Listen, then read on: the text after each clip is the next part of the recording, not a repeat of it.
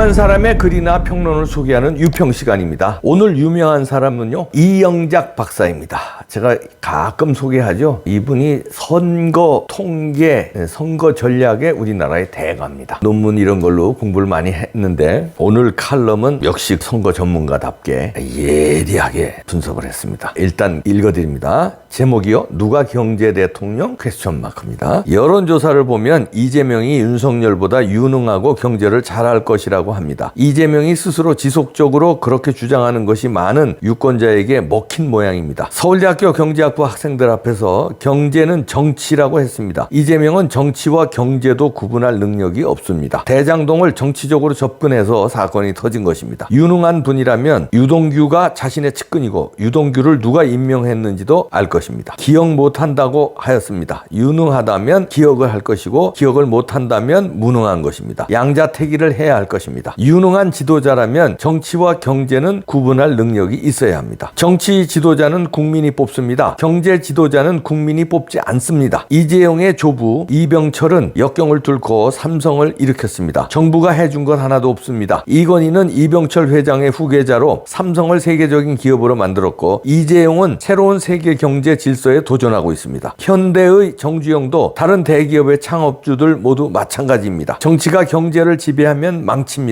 문재인 정권이 부동산 경제를 정치적으로 접근하다가 부동산 가격 폭등만 일으키고 이재명도 인정하듯이 문재인 정권은 완전히 실패한 것입니다. 정치인 이재명이 대장동을 정치적으로 접근하였고 결국은 대규모 부패 사건으로 가버린 것입니다. 경제는 정치라는 이재명은 문재인의 실패를 답습하게 될 것입니다. 이재명 후보가 대통령이 되면 대한민국 경제는 반드시 망하게 되어 있습니다. 그 이유는 간단합니다. 이재명은 반미를 할 것이고 반미는 대한민국 안보를 위협할 것이고 안보가 위협을 받으면 우리 경제는 흔들리고 후진하게 될 것입니다. 세계 5대 경제대국 미국, 중국, 일본, 독일, 영국을 보시기 바랍니다. 중국을 제외하고 일본, 독일, 영국에 미군이 주둔하고 있습니다. 아시아에서 일본 다음으로 잘 살던 필리핀은 1986년 코리 아퀴노 반미 정권이 집권하고 미군 철수를 요구하였고 미군이 철수하면서 이제 필리핀은 가난한 나라로 전락하였습니다. 반면 미군이 6.25 이후 주둔하고 있는 한국은 세계 최빈국에서 세계 10대 경제 대국이 되었습니다. 한미동맹으로 인하여 안보가 안정되면서 경제가 성장한 것입니다. 이재명 후보가 대통령이 되고 싶으면 한미동맹이 경제다라고 하면 될 것입니다. 그러나 이재명은 이런 말 못합니다. 그래서 이재명은 경제를 잘할 수도 없고 경제를 정치의 지배 아래 두면서 경제를 망칠 것입니다. 이재명이 경제 대통령이라고 할 때 국민의힘은 무엇을 하고 있습니까? 국민의힘과 윤석열은 한미동맹이 경제다 하고 외쳐보세요. 국민이 모두 환영할 것입니다. 윤석열은 이 말을 할 수 있습니다. 부디 하세요. 이영작 박사님이 이렇게 써주셨는데요. 그렇죠. 한미동맹이 경제입니다. 한미동맹 때문에 안보가 튼튼하고 코리아 리스크가 없으니까 마음대로 해외 투자가 들어오고 국내 투자가 자신감 있게 활성화되고, 왜냐하면 안보가 불어나면요, 생각해 보십시오. 몇백억, 몇천억, 몇 조를 투자하는데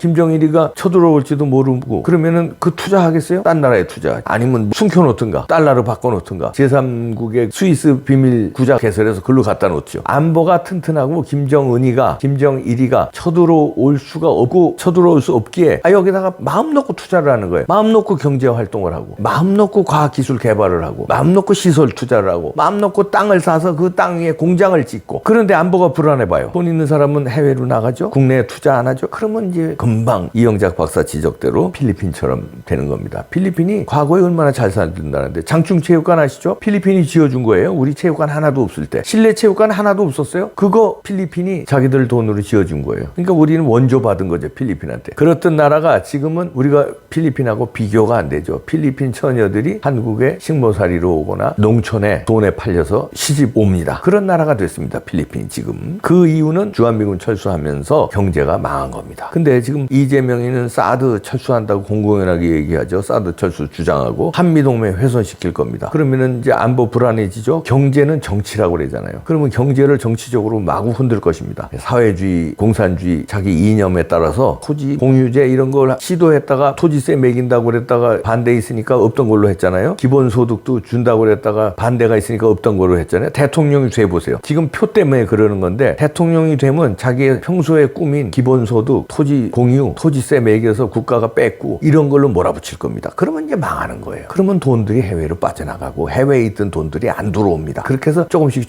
죽여서 지금도 한 절반 정도 경제를 죽여놨잖아요. 수출 잘 되고 있는다고 지금 안심하고 있으면 안 됩니다. 투자가 지금 빠져나가고 있잖아요. 삼성도 20조를 미국의 텍사스에다 투자했잖아요. 그거 여기다 투자해야 되는데 왜 거기 투자했을까요? 여기는 조금 보겠다는 거예요. 다음에 이재명이 되는지 윤석열이 되는지. 윤석열이 되면 안심이 돼가지고 여기 또 투자하겠죠. 근데 이재명이 되면 20조나 투자해가지고 이리 뜯기고 저리 뜯기고 할 텐데, 이리 못 살게 굴고 저리 못 살게 굴고 할 텐데, 그러니까 미국에 투자하는 겁니다. 한미동맹 굳건히 하고 정치가 경제에 개입을 안 해야 경제가 발전합니다. 경제는 과학이 아니라고 그러더라고요. 그리고 경제는 정치라고 그러더라고요. 이재명은. 경제는 과학이에요. 사회과학. 그리고 통계가 기반이 되는 사회과학이고 통계과학입니다. 자연과학은 예를 들어서 물리학, 예를 들어서 자연과학이고요. 의학 이런 거 자연과학이죠. 그러나 경제 이거는 사회과학입니다. 사회과학에서도 아주 수학이 고난도로 들어가야 되고요. 경제는요. 경제학 원리를 보세요. 수학 얼마나 많이 쓰는지요. 경제 원론, 마이크로 경제 보세요. 수학이 얼마나 많이 들어가는데 그 통계가 들어가고 그 과학이라는 얘기예요. 수학이 들어가니까. 그러니까 뭣도 모르는 게 사법고시는 붙었는지 모르겠어요.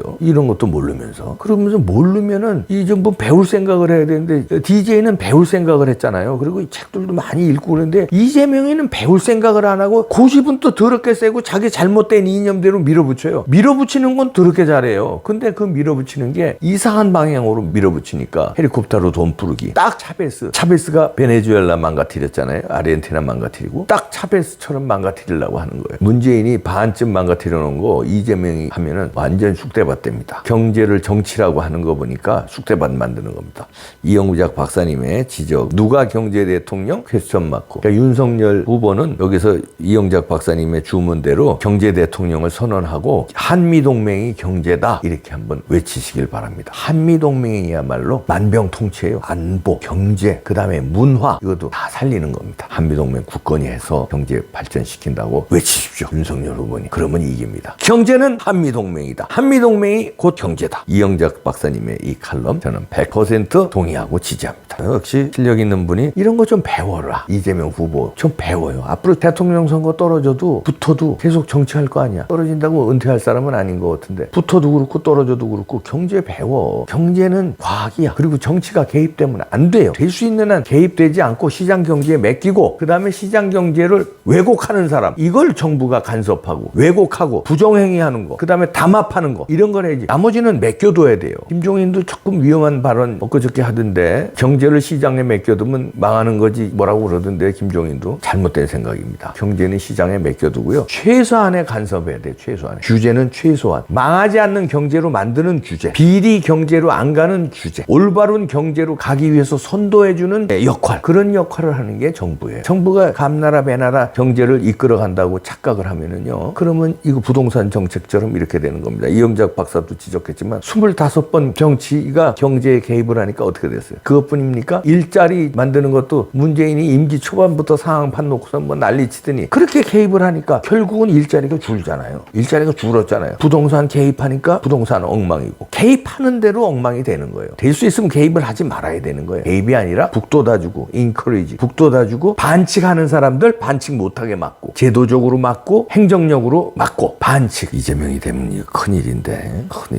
망한다고 단언을 하네요. 이영작 박사님 단언합니다. 저도 그렇게 생각하는데요. 큰일인데 이게 될 것 같기도 해요. 50% 저는 이상으로 봅니다. 경제만 개입을 하는 게 아니라 투표에도 개입을 하니까 정치가 투표에도 손을 대니까 전 그게 불안합니다. 부정선거. 그래서 저는 그게 급소라고 수천 번 얘기할 겁니다. 수천 번. 그게 급소예요. 한미동맹이 경제고요. 경제는 한미동맹인데요. 급소는 부정선거입니다. 부정선거에 당하지 않으면 돼요. 화이팅. 국민들이 이깁시다. 국민들이.